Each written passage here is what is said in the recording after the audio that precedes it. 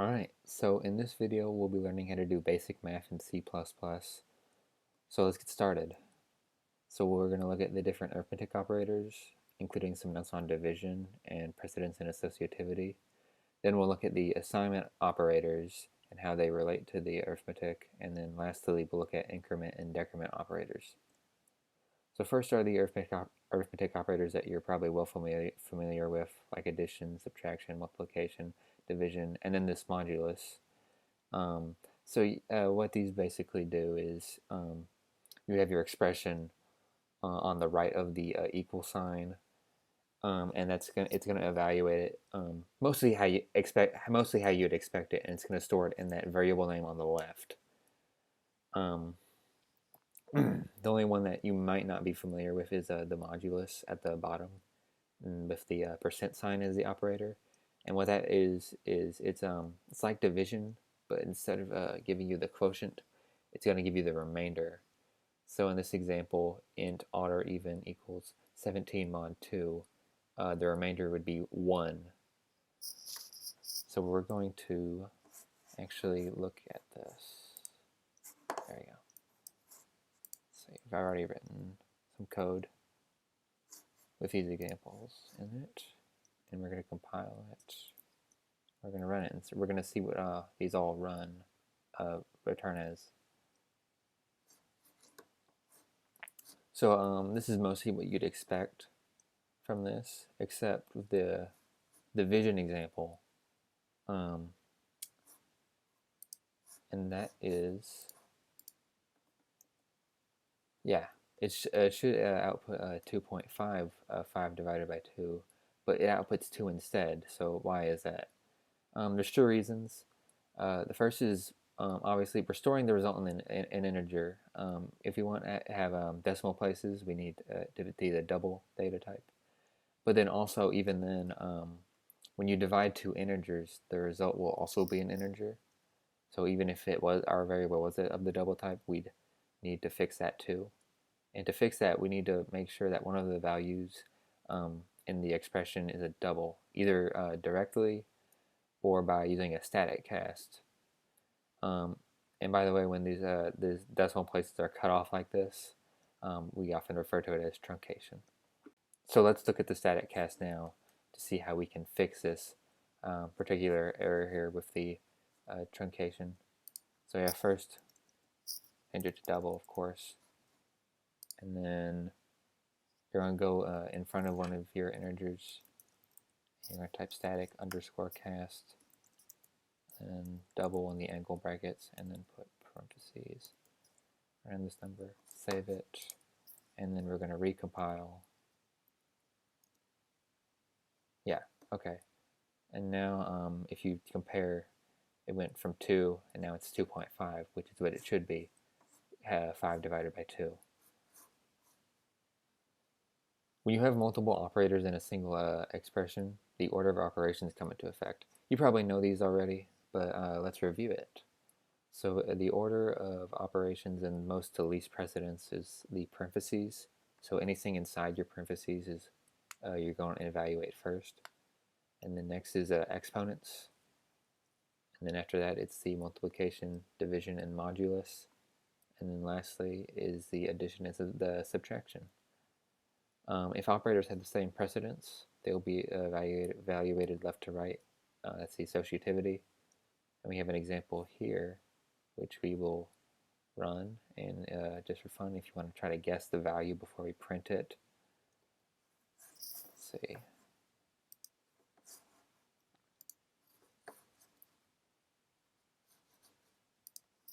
So I'm going to comment out this first part here.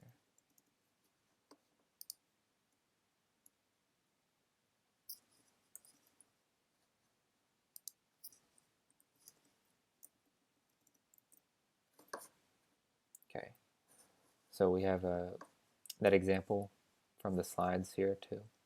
And let's clear this first, and then let's recompile. Okay, that's just unused variables. That's no big deal. Anyway, so here's the value. This is -68, and if we want to check that, we can see follow it. So first the parentheses, 13 plus 2 is 15, and then next would be the multiplications.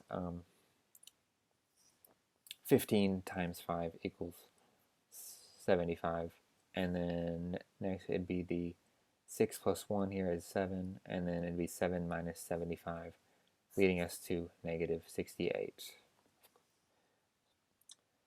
So now we have these assignment operators, and we've already been using this first one, which is the basic assignment operator, which assigns the value or variable on the right to the variable on the left, the variable name on the left. But there's also these ones that combine like the assignment and then also the arithmetic operators. So like this addition assignment is the plus equal, and what that does is that it'll add the value or variable on the right to the value of the variable on the left. So it's updating it rather than setting it. And that's the same for these other ones here, except with the relevant operator, of course. So yeah, looking at the bottom now, value plus equals 2, for example, would be equivalent to the statement value equals value plus 2. But that the one on the right, I feel, might not make much sense at first. And the one on the left does make more sense, I feel like. So I definitely would recommend doing it that way. And then that brings us to the increment and decrement operators. So instead of, if you have some kind of counter, which will be more relevant if you've already learned loops, instead of having to go up or down by 1 every time by using like the previous notation that we just saw, you could use one of these increment or decrement operators. So when you increment, use the 2 plus signs, and that's going to add 1 to the current value of the variable. And the decrement is the 2 minus signs, and that, as you would expect, is subtracting 1 from the current value of the variable. And then from there's 2 types. The prefix, which is where you put the 2 plus signs or 2 minus signs before the variable name. And if you use this in a process, the incremented value will be returned for that process. And then there's postfix, which is putting the plus plus or minus minus after the variable name. And if you use this one in a process, the original value will be returned for the particular processing thing. And what that means is it's still going to update.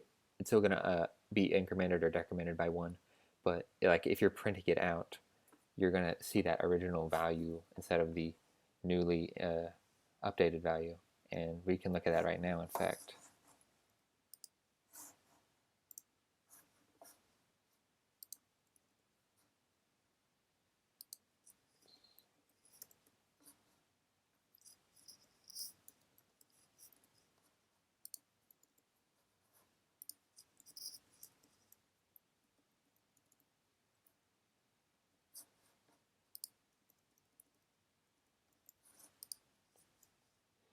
Alright, so we have this thing at the bottom here. Int x is initialized to 5, and we have a prefix. This is kind of a prefix example where we're going to print the value of x before we do anything with it. We're going to print it as we do the increment, and then we're going to show the value of x after. And we're going to do the same thing afterwards, but with the postfix increment, and we're going to see the difference there.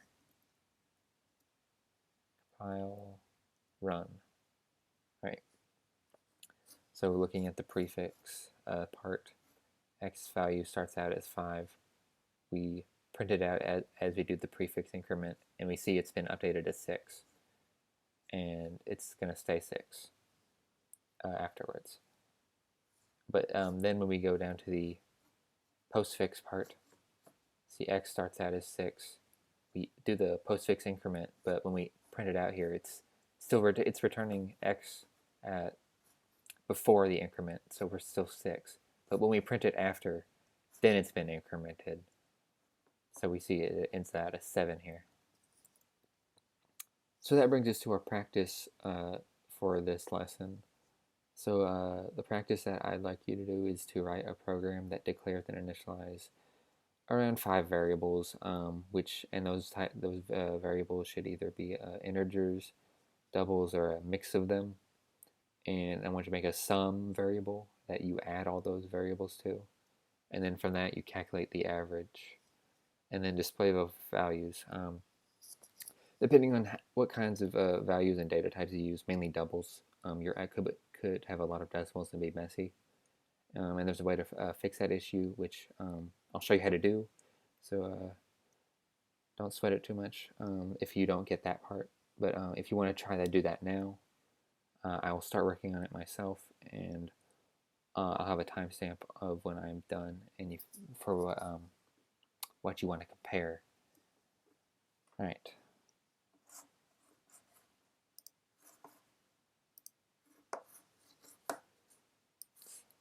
So we're going to clear this out, and we'll start out making our variables int 1,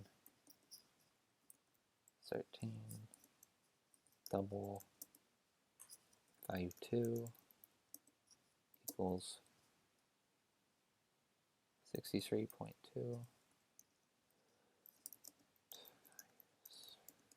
3 equals 24, double, value 4,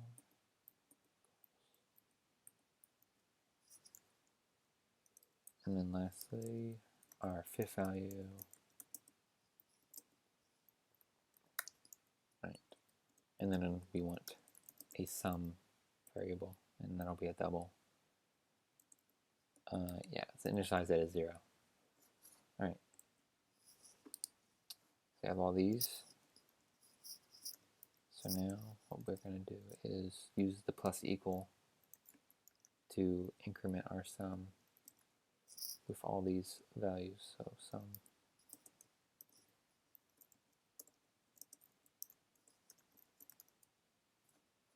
we want to make this go quicker. We can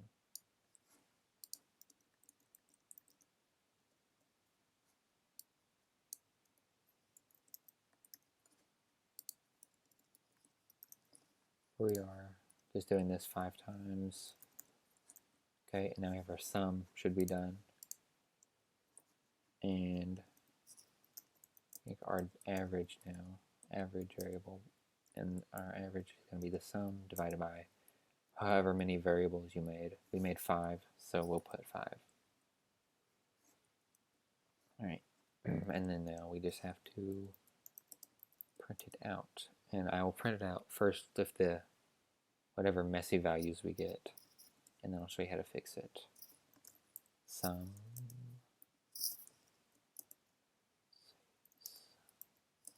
and then average. Yeah.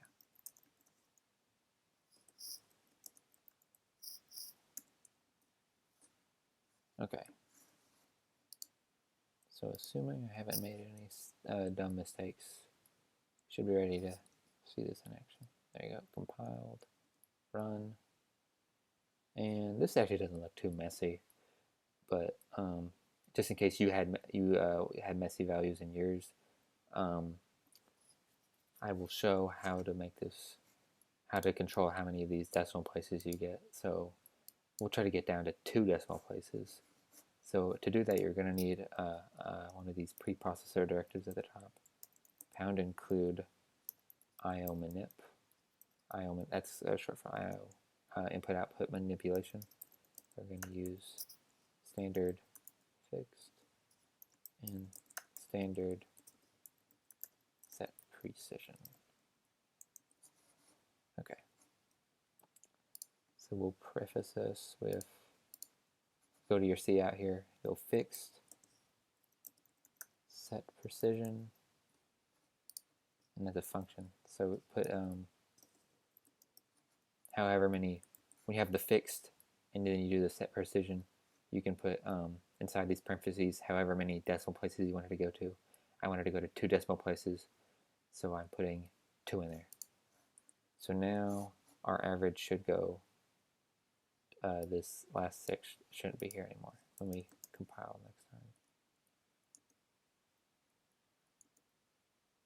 There we go. Yeah, I rounded up. So yeah, hopefully that all made sense. Hopefully you got something similar.